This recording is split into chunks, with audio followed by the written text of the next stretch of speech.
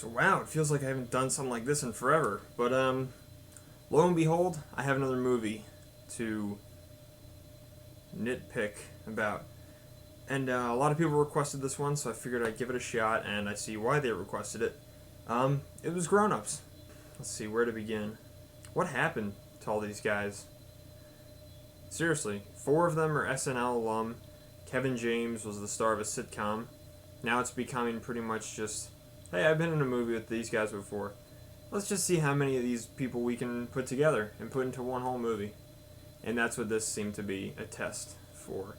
So Grown Ups is the story of 5 childhood friends, and they're brought back together 30 years later because their coach of their basketball team when they were kids, the movie starts off in a flashback of the championship basketball game that they're all part of the team.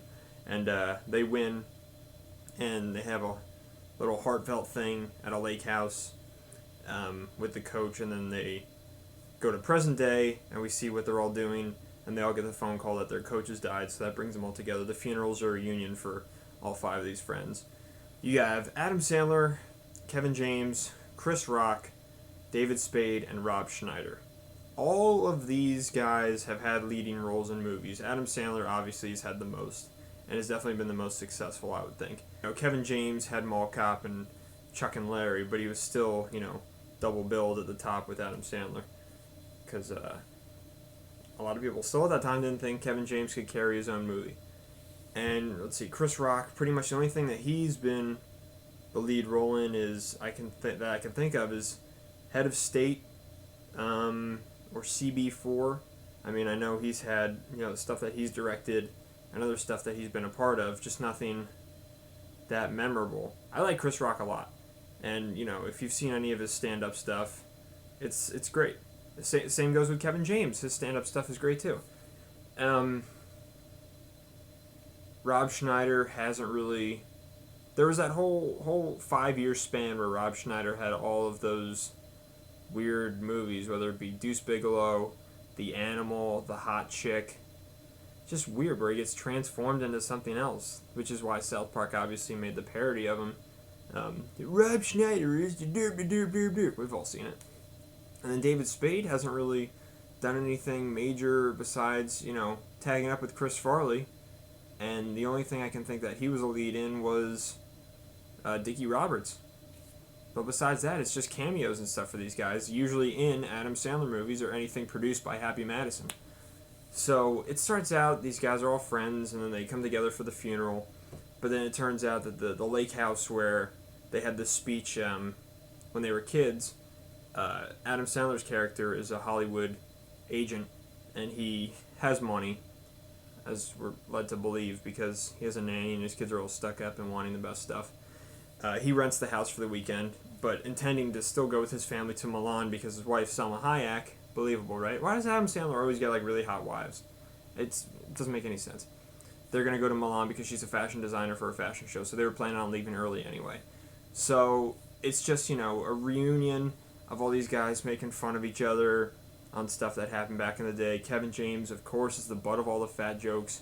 Rob Schneider's character is like this weird, not like a hippie, but just like modern day health guru doing all the natural stuff. He has like a hippie wife who is supposed to be, I guess, like 70 years old. She looks it, but we never know.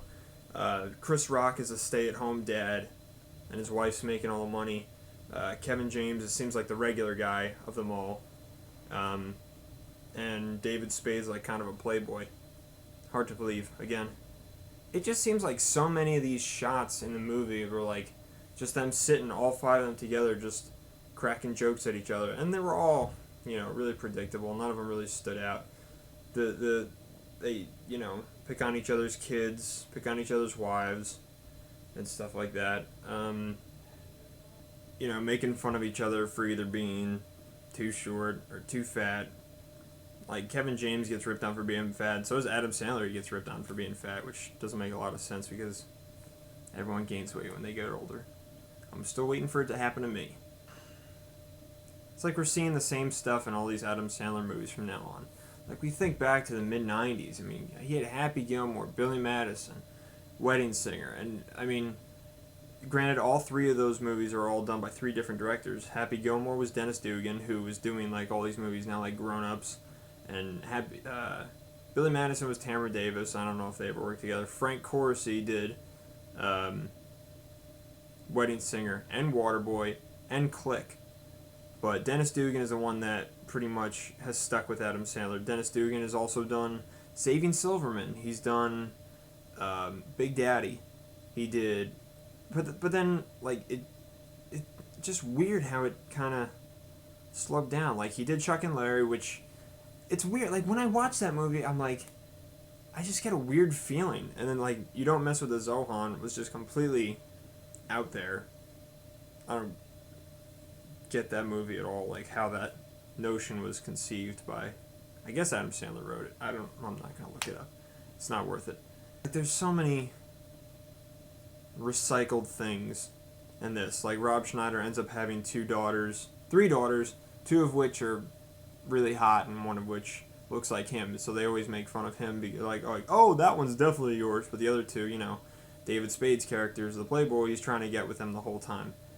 I don't know. It just bugged me that, like, with all the talent that they have, with all these actors who have done much greater things, you would think by now they would get something that would actually be, like, funny.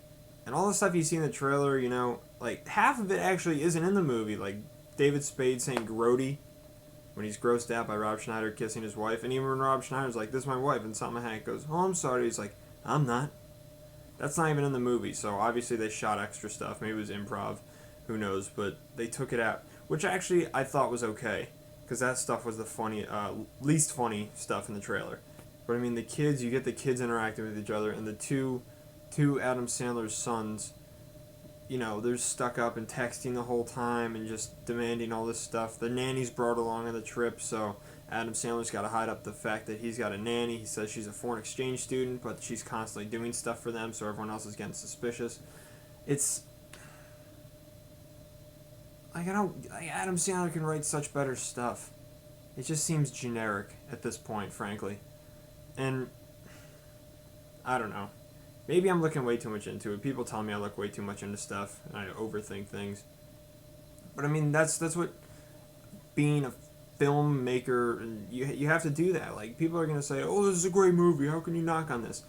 First of all, it's a comedy, so it's not hard to make. Comedy's all about what's being said, usually. I mean, if you don't have a great script, it's not worth making, I don't feel. But just so many of these Adam Sandler movies recently, you've seen like other actors that he's worked with in the past, and this just seems like a collaboration of all that, but it's nothing new. Like, the only thing missing was Alan Covert, who I don't know what he's doing right now.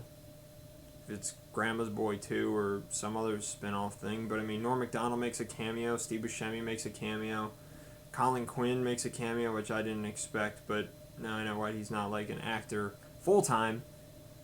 Ultimately, it's just disappointing to see it wasted. I mean, I'm sure if there was a better script and they got all these guys together again, it could be funny.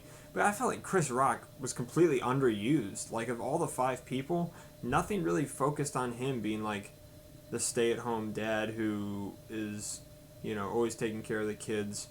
Like, Adam Sandler's story you get a lot of, Kevin James's story you don't really get that much of. But Rob Schneider and David Spade, it focuses way too much on them being gags and stuff. So overall, Grown Ups, I mean, if you want to rent it on DVD, go for it. It's not something I don't think people are going to go out and buy like crazy. I mean, it's doing okay in theaters, but, I mean, that's just because of all the star power behind it. People are ultimately disappointed, I would say, after seeing it, because it's nothing that we haven't seen before from this group. And I don't know. It was just a letdown, big letdown for all the wasted talent in that. So that's all I got for Grown Ups. If any of you guys have a movie to request, I've been getting lots of requests. I'm going to try to hit them all over the summer because it'll give me something to do. Yeah, send me a message either on YouTube, Facebook, Twitter. You can follow me on Twitter. You can friend me on Facebook. whatever you want to do. You want to slander me anonymously, that's fine too. I don't really care anymore. So, until next time, that's it. It sucked. I don't know, slapping people in the face and fart jokes, is that funny anymore? I don't know. Ask Jason Seltzer, or Jason Friedberg and Aaron Seltzer. Oh, that's right. They have a new movie coming out. Interesting. Maybe Grown Ups might not be so bad after all. We'll have to see when Vampires Suck come out. But speaking of vampires,